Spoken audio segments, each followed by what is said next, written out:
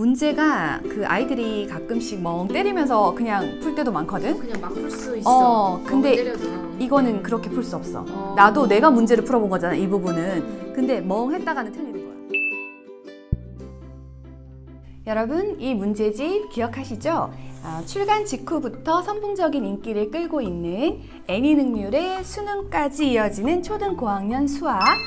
지난번에 개념편과 이렇게 심화편, 그 대수 파트, 기하 파트 모두 소개를 해드렸습니다. 영상 못 보신 분들은 여기 영상에 링크를 해드렸으니까 한번 보고 오시면 좋을 것 같고요. 오늘은 대수 파트에 이 문제편이 새로 나와서 소개해 드리려고 합니다. 기하 파트의 문제편은 지금 준비 중에 있다고 해요. 그래서 곧 출간될 예정이고요. 오늘은 이렇게 수능까지 이어지는 초등 고학년 수학 대수 파트 4권의 문제편을 자세히 소개해 드립니다. 영상 보시고 끝부분에 이 4권 중에 선택하셔서 댓글에 남겨주시면 총 20분께 교재 증정해 드리도록 하겠습니다. 초등 수학은 중등 수학처럼 대수, 기하 이렇게 나눠져 있지 않고 학년별, 학기별로 수를 배우는 대수 그리고 도형을 배우는 기하가 같이 섞여져서 단원이 구성되어 있습니다. 초등에 단원별로 다른 내용을 배우는 게 장단점이 있는데요. 단점 중 하나가 바로 수의 연속성이 좀 떨어진다는 것이죠. 그 자연수를 배우고 그리고 자연수 계산인 덧셈, 뺄셈을 배우다가 시간이 좀 지나서 또 곱셈, 나눗셈을 배우고 그리고 4학년 이후에는 다시 큰 수를 또 배우게 됩니다. 그리고 이제 또 소수를 배우다가 중학교에서 음수, 유리수, 무리수 이렇게 해서 이제 배워 나가죠. 수능까지 이어지는 초등 고학년 수학은 이렇게 4권으로 구성이 되어 있습니다. 이게 모두 대수 파트고요. 안에 이렇게 목차를 보시면 첫 권은 자연수의 구조와 계산, 그리고 다음은 자연수의 성질, 그리고 이제 소수의 구조와 계산, 마지막으로 분수의 구조와 계산 이렇게 4권으로 구성이 되어 있습니다. 아이가 수를 이제 전체적으로 볼 수 있게 확장을 해주고 동시에 사고의 깊이를 더해주는 형태로 구성되어 있습니다. 저는 앞서서 개념편과 심화편을 모두 사실 봤기 때문에 이 문제집의 강점을 잘 알고 있습니다. 기존의 학기용 교재들과는 완전히 다른 접근 방식으로 수학적 사고를 정교하게 해주는데요. 해외에서 초등 수학을 가르치는 다양한 연구 기법들을 접목해서 수학을 여러 관점을 통해서 이해할 수 있도록 하고 있습니다. 아이가 직접 한번 풀어봤는데요. 무엇보다 그 문제 유형의 단순 반복이 이어지는 구조로 문제가 이루어지지 않고 한 문제 한 문제를 아이가 직접 새로운 생각을 하면서 계속 풀어나가야 한다는 점이 큰 강점입니다. 저도 직접 소수 부분을 이렇게 순차적으로 한번 풀어가 보면서 어떤지 봤는데요. 그 한 문제를 익히고 그 숫자만 바꿔서 다음 문제를 풀 수 있는 구조가 전혀 아니라는 점입니다.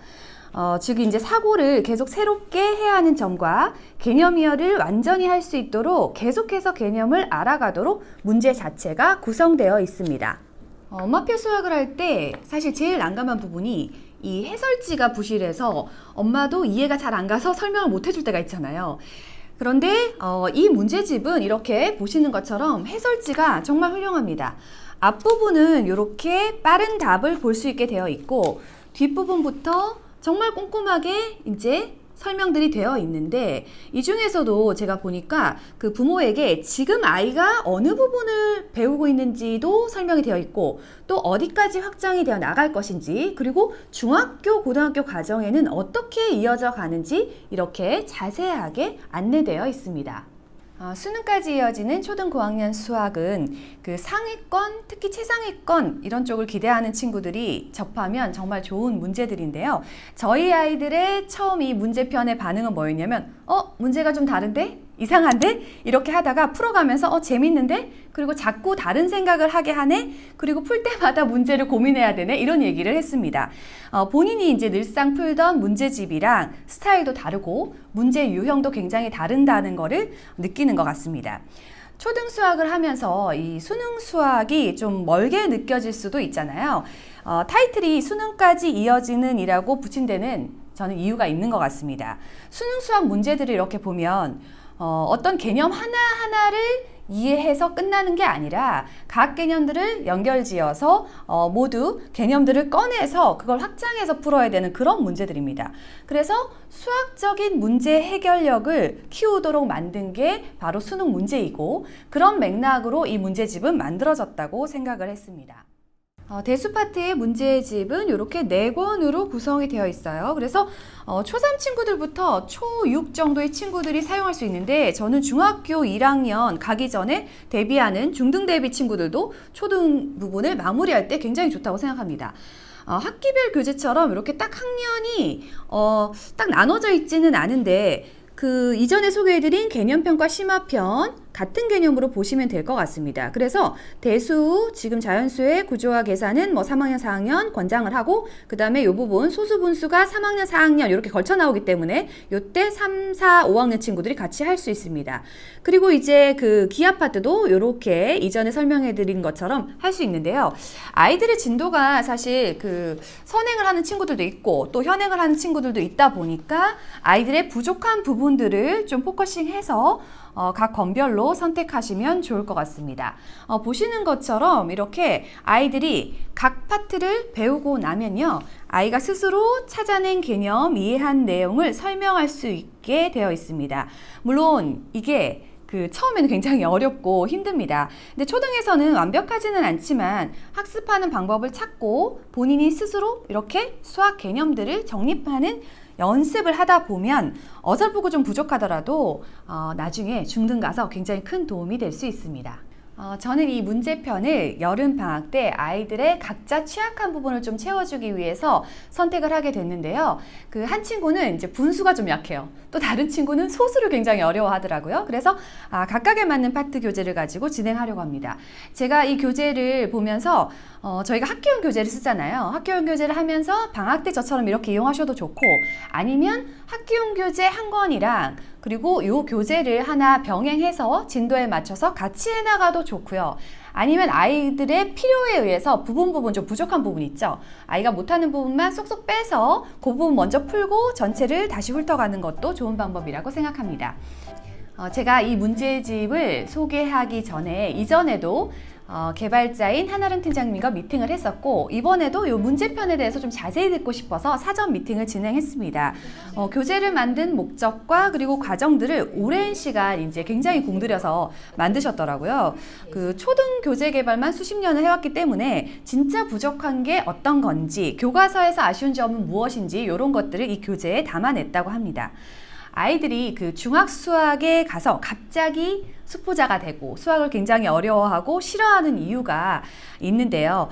아이들이 다 배운 것 같긴 하지만 각 개념들 하나하나가 진짜 의미나 이해를 못하고 넘어가는 경우도 많고, 제가 아이들을 시켜보니까 이전 3학년, 4학년에 했던 개념들을 좀 어렴풋이 기억하지만 명확하게 또 이해를 못하는 경우도 많더라고요. 그래서 아이 스스로 개념들을 좀 완벽하게 정리를 해 나가면서 문제를 풀다 보면 자연스럽게 개념들이 이해가 되는 좀 신기한 경험을 할 수 있습니다. 자, 오늘 이렇게 수능까지 이어지는 초등 고학년 수학 문제편을 소개해 드렸습니다. 영상 끝에 이 문제편의 4권의 파트들에 대해서 조금씩 영상들을 준비해 놓았습니다. 보시고 아이랑 이번 여름방학 때 나 이걸로 한번 풀어보고 싶어 하는 교재를 선택하셔서 댓글로 남겨주시기 바랍니다. 상위권 그리고 최상위권을 바라보는 친구들이라면 특히 더 추천을 드리고, 개념을 좀 완벽하게 정립해서 중학교 가서도 내가 자기주도 학습을 잘할 수 있게 만들이라 라고 목표를 잡으신 분들은 이 교재로 진행해 보시면 제가 느낀 감동을 똑같이 느끼실 수 있을 것입니다.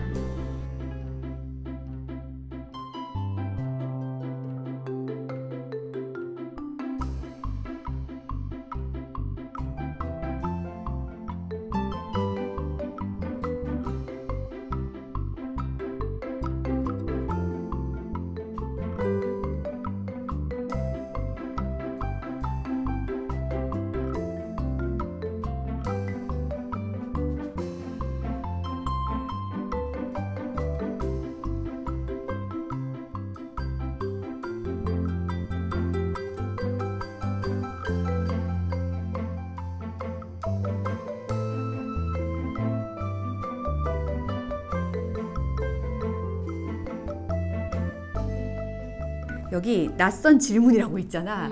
문제가 그 아이들이 가끔씩 멍 때리면서 그냥 풀 때도 많거든. 그냥 막 풀 수 있어. 근데 때려도.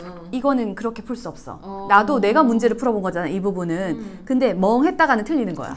그래서 요거는 한 문제를 풀고 그 다음 문제가 유형 문제로 이어지지 않고 완전히 새로운 유형이 나오는 거거든, 계속. 그러니까 풀고 나서 생각하고 다음 거를 풀어야 되고, 또 풀고 나면 그 다음 거를 풀 때 또 생각해야 되고. 그러니까 사고력 수학은 아닌데 사고력을 요하게 되는. 그러니까 사실은 대수는 그러니까 미지수를 모르는 값을 구하는 것이라서, 그러니까 대수가 수를 대신하는 것이라는 그 한자를 쓰거든요. 그러니까 결국은 x의 값을 구하는 게 대수예요.